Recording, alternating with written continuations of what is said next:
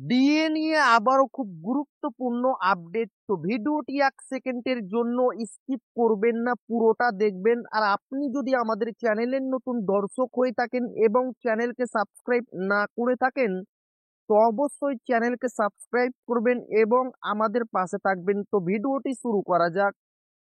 তো প্রথমে দেখেন, চাপে পড়ে 6% ডিএ বাড়ালো মমতা বন্দ্যোপাধ্যায়। এপ্রিলেই ঢুকবে মোটা টাকা বেতন। চাপে পড়ে 6% ডিএ বাড়ালো মমতা বন্দ্যোপাধ্যায়। এপ্রিলেই ঢুকবে মোটা টাকা বেতন। হুড়মুড়িয়ে বাড়বে বেতন। অবশেষে ডিএ বাড়াতে রাজি মমতা বন্দ্যোপাধ্যায়ের সরকার। এবার রাজ্য সরকারি কর্মীদের মুখেও হাসি ফুটবে।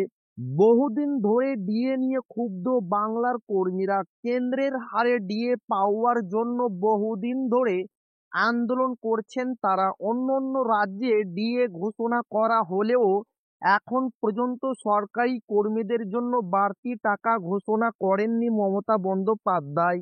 গত বছর ডিসেম্বরে ডিএ ঘোষণা করলেও এই বছর একেবারে মুখে কুলুপ এঁটেছে রাজ্য সরকার। এখনই ডিএ বাড়বে না বলে স্পষ্ট করে জানিয়েও দিয়েছিলেন মুখ্যমন্ত্রী। তাই এই নিয়ে বেশ ক্ষোভ জন্মেছিল সরকারি কর্মী মহলের অন্দরে। তবে এবার পেতে পারেন খুশির খবর। অবশেষে ডিএ ঘোষণা করতে পারে মমতা সরকার।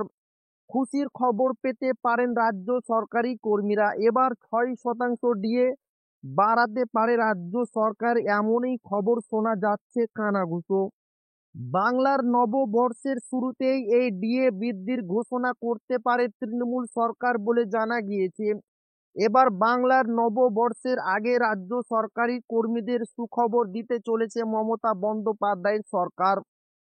তো এই ছিল ডিএ নিয়ে খুব গুরুত্বপূর্ণ আপডেট, যা আপনাদের মাঝে শেয়ার করলাম। তো ভিডিওটি ভালো লাগলে অবশ্যই আপনার বন্ধুদের শেয়ার করবেন, যাতে তাদেরও উপকার হয়। আর আপনি যদি এখনো আমাদের চ্যানেলকে সাবস্ক্রাইব না করে থাকেন, তো অবশ্যই চ্যানেলকে সাবস্ক্রাইব করবেন এবং আমাদের পাশে থাকবেন।